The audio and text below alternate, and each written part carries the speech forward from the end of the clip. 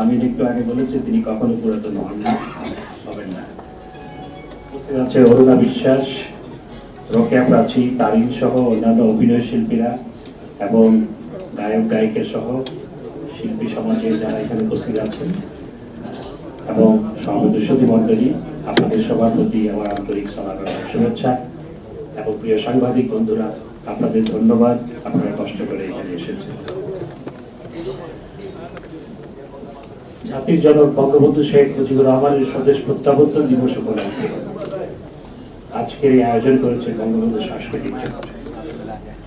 আমি প্রথমেই বঙ্গবন্ধু সাংস্কৃতিক জোটকে ধন্যবাদ দিতে চাই যে গত 41 বছরের অনবদ্য পথ চলায় বঙ্গবন্ধু সাংস্কৃতিক জোট বাংলাদেশের বাঙালি সংস্কৃতিকে লালন করার ক্ষেত্রে এবং একই সাথে মুক্তিযুদ্ধের সপক্ষে, শেখ হাসিনার পক্ষে, বঙ্গবন্ধুর পক্ষে কথা বলার ক্ষেত্রে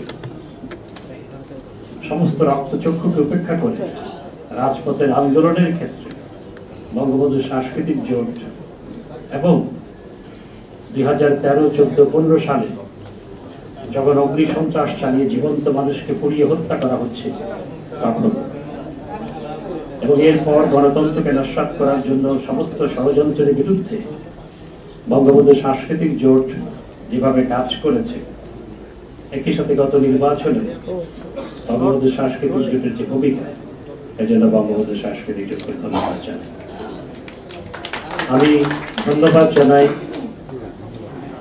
আমাদের সমস্ত শিল্পী সমাজকে, অভিনয় শিল্পী, গায়ক গায়িকা সহ সমস্ত শিল্পী সমাজকে ধন্যবাদ জানাই। আজকে অনেকেই এখানে উপস্থিত আছেন, তারা বিগত নির্বাচনে যেভাবে নৌকার পক্ষে, শেখ হাসিনার পক্ষে, বাংলাদেশের পক্ষে যেভাবে কাজ করেছেন, গণতন্ত্রকে সংহত করার জন্য, গণতন্ত্রের অভিযাত্রাকে অব্যাহত রাখার জন্য, যেভাবে ঢাকা শহরে, চট্টগ্রাম শহর সহ সমগ্র বাংলাদেশে যেভাবে কাজ করেছেন এবং শেখ হাসিনা নৌকা বাংলাদেশের যে ধস নামানো বিজয় এসেছে সেখানে অসামান্য অবদান রেখেছেন, সেজন্য সমস্ত শিল্পী সমাজের প্রতি কৃতজ্ঞতা জানাই, ধন্যবাদ জানাই।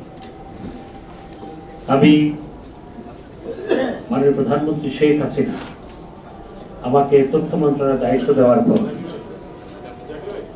প্রথম কোন আলোচনা সভায়, কোন সংগঠনের আলোচনা সভায় এসেছি, এটি বঙ্গবন্ধু সাংস্কৃতিক জোট। কারণ বঙ্গবন্ধু সাংস্কৃতিক জোট আমাদের সাথে ছিল, শেখ হাসিনার সাথে ছিল আন্দোলনের সংগ্রামে এবং নির্বাচনের বৈতরণী পার হওয়ার ক্ষেত্রে তাদের যে ভূমিকা, সেজন্য প্রথম এই সংগঠনটিকে বেছে নিয়েছি তাদের অনুষ্ঠানে আসার ক্ষেত্রে।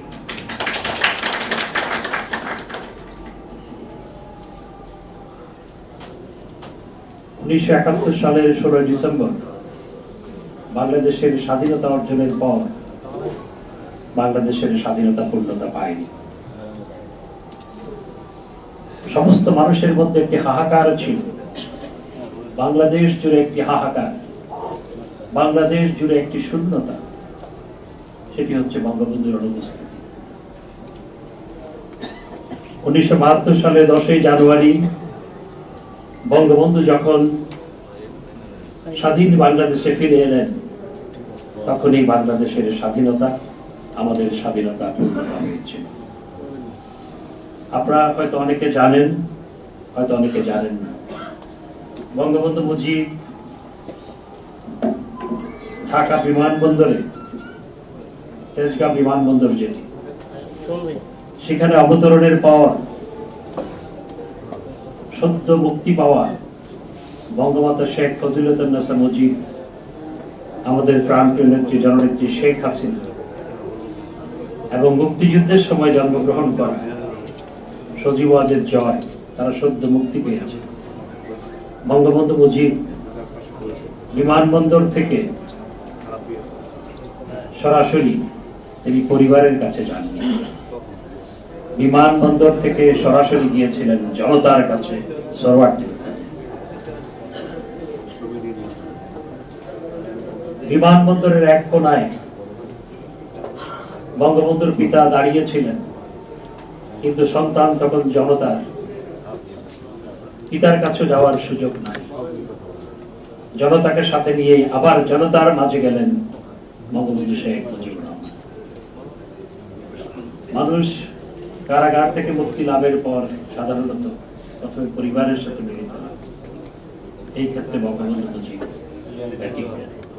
তিনি পরিবারের কাছে না গিয়ে জনতার কাছে গিয়েছেন এবং ঘোষণা করেছিলেন,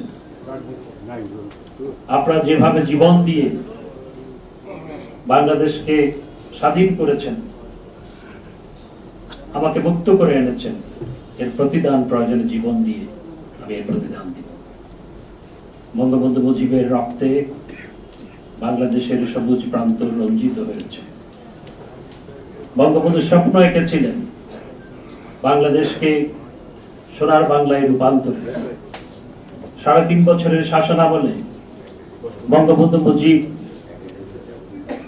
একটি যুদ্ধ বিধ্বস্ত দেশ, ১ কোটি মানুষ শরণার্থী ভারতে আশ্রয় গ্রহণ করেছে। দেশের অভ্যন্তরে আরো প্রায় ১.৫ কোটি মানুষ বাস্তুচ্যুত। ৭ কোটি মানুষের মধ্যে ২.৫ কোটি মানুষ গৃহহীন, ১ কোটি মানুষ শরণার্থী। এই যে ১ কোটি মানুষকে আবার দেশে ফিরিয়ে আনা, আরো ১.৫-২ কোটি মানুষকে যারা বাস্তুচ্যুত, যারা দেশের মধ্যেই শরণার্থী হয়ে গিয়েছিল, তাদেরকে আবার ঘরে ফিরিয়ে আনা, এই কাজটি তো বিরাট একটি দুরূহ কাজ। বঙ্গবন্ধু মুজিব সেই কাজটি করেছিলেন শুরুতে। দেশের সমস্ত যোগাযোগ ব্যবস্থা বিধ্বস্ত। বাংলাদেশ ব্যাংকের রিজার্ভে কোনো ফরেন কারেন্সি নাই। বিধ্বস্ত যোগাযোগ ব্যবস্থাকে তিনি আবার সচল করেছিলেন। বাংলাদেশ যখন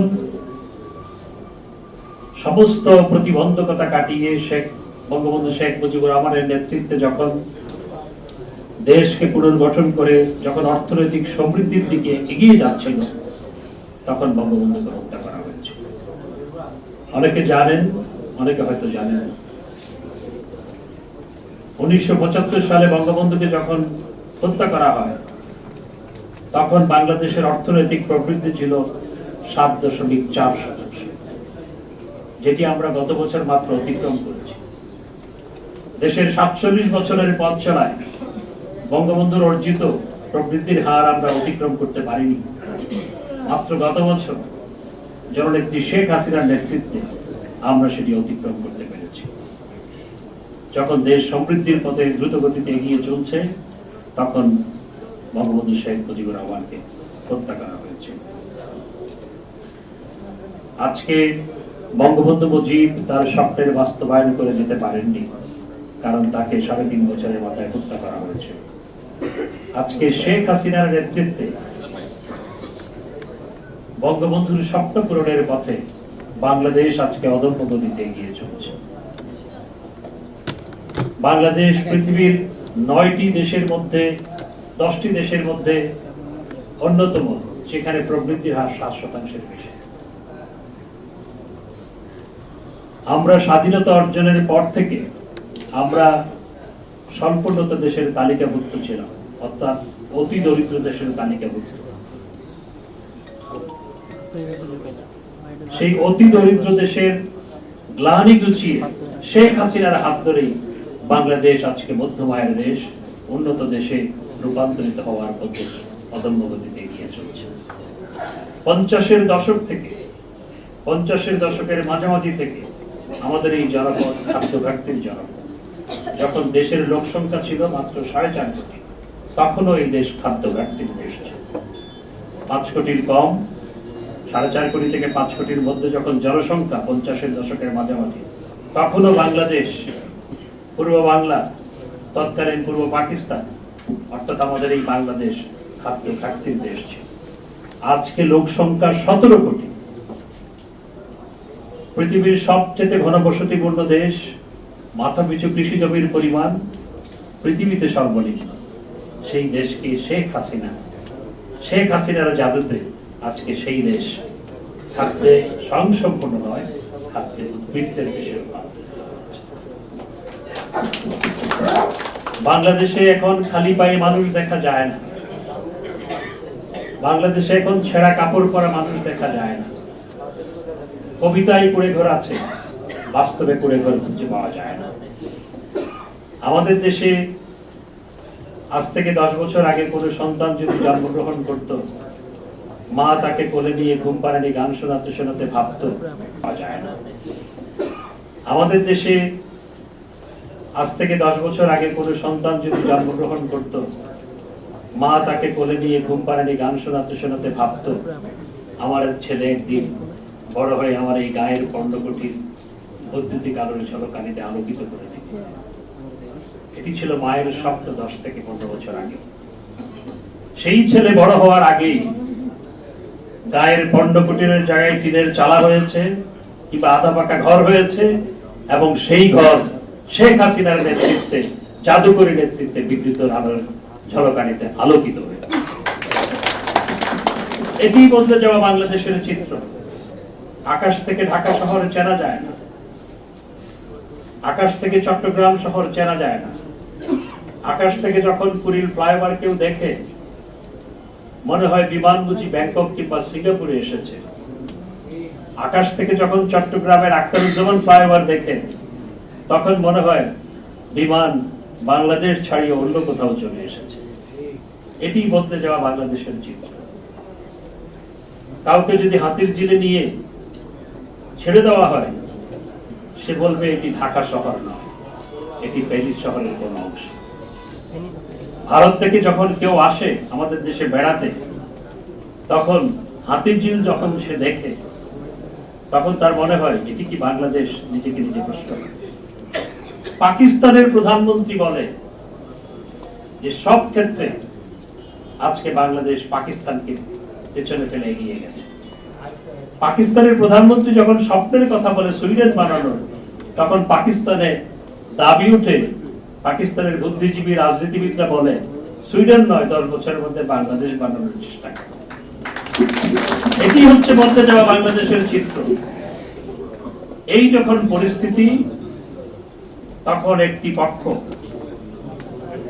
তারা বাংলাদেশের কোনো উন্নয়নও দেখে না, তারা এই উন্নয়নের কোনো প্রশংসাও করতে পারে না। তারা বাংলাদেশের গণতন্ত্রকে নস্যাৎ করতে চায়। আমাদের নেত্রী, জননেত্রী শেখ হাসিনা এই উপমহাদেশ শুধু নয়, এশিয়ার মধ্যে মহাতির মোহাম্মদ আর লি কুয়ানের পরে এশিয়ার মধ্যে পরপর 3 বার গণতান্ত্রিক ভাবে নির্বাচিত হয়ে রাষ্ট্র ক্ষমতায় যাওয়ার কোন নজির নাই।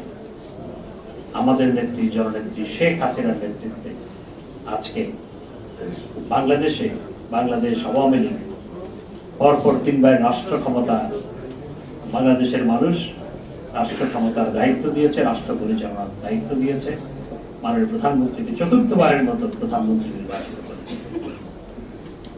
আর নির্বাচনের এই ব্যর্থতা ঢাকার জন্য এখন আমরা দেখতে পাচ্ছি ডক্টর কামাল হোসেন সাহেব, যিনি হায়ারে খেলতে গেছেন, বিএনপির কাছে যিনি হায়ারে খেলতে গেছেন, ডক্টর কামাল হোসেন সাহেব, উনি নাকি সংলাপ করবেন। এই জন্য নতুন নির্বাচনের জন্য সংলাপ। আসলে নেতাদের ব্যর্থতা ঢাকার জন্য তারা সংলাপের এই ভাওতাবাজি কথা বলছে। নির্বাচনে তাদের ব্যর্থতা ঢাকার জন্য তারা এই সংলাপের কথা বলছেন, যাতে জনগণের চোখ অন্যদিকে ফেরানো যায়। অকশনে যারা নমিনেশন বিক্রি করে, তারা কিভাবে জয়লাভ করবে? বাংলাদেশের ইতিহাসে আমরা দেখি নাই 300 আসনে 800 নমিনেশন। এটা একটি রেকর্ড। 300 আসনে 800 নমিনেশন। যে কোনো জায়গায় দেখা গেল যে সকালবেলা একজন পেয়েছে, বিকেল বেলা আরেকজন পেয়ে গেছে, আবার 2 দিন পরে দেখা গেল আরো একজন পেয়েছে। তারপর তাদেরকে বলা হলো যে পরে একজন করে দেওয়া হবে। পরে দেখা গেল সেখানে অপশনে যিনি ভাইস বিডার, তিনি পেয়ে গেলেন নমিনেশন। যারা অকশনে নমিনেশন বিক্রি করে তারা কিভাবে নির্বাচনে জয়লাভ করে? নির্বাচনের 10 দিন আগে যারা হাত পা গুটিয়ে ঘরে বসে থাকে তাদের পক্ষে কি নির্বাচনে জয়লাভ করা সম্ভব? আর মানুষ তো অত বোকা নয়। যারা জীবন্ত মানুষের গায়ে পেট্রোল ঢেলে দিয়ে হত্যা করেছে তাদেরকে তো মানুষ ভোট দিতে পারে না। যারা পবিত্র কোরআন শরীফ আগুন দিয়ে জ্বালিয়ে দিয়েছে, বিশ্ব ইজতেমা ফেরত মুসল্লির গায়ে পেট্রোল বোমা নিক্ষেপ করে হত্যা করেছে, স্কুল থেকে যেই ছেলে বাড়িতে যাচ্ছে তার উপর বোমা নিক্ষেপ করে রক্তাক্ত করেছে, অন্তঃসত্ত্বা মহিলাকে যারা আগুনে পুড়িয়ে হত্যা করেছে তাদেরকে কি মানুষ ভোট দিতে পারে? এইভাবে মানুষের উপর হামলা পরিচালনা করে সন্ত্রাস সৃষ্টি করা যায়, ত্রাস সৃষ্টি করা যায়, ভোট পাওয়া যায় না। এটি বিএনপি নিশ্চয়ই এই ভোটের মাধ্যমে তারা বুঝতে পেরেছে। একদিকে ডক্টর কামাল হোসেন সাহেব নিজের এবং তার জোটের ব্যর্থতা ঢাকার জন্য সংলাপের কথা বলছে, আরেকদিকে রিজভী সাহেব বিএনপি চুপচাপ ছিলেন, আবার বলা শুরু করেছে। আমি বিএনপি নেতৃবৃন্দকে অনুরোধ জানাবো যে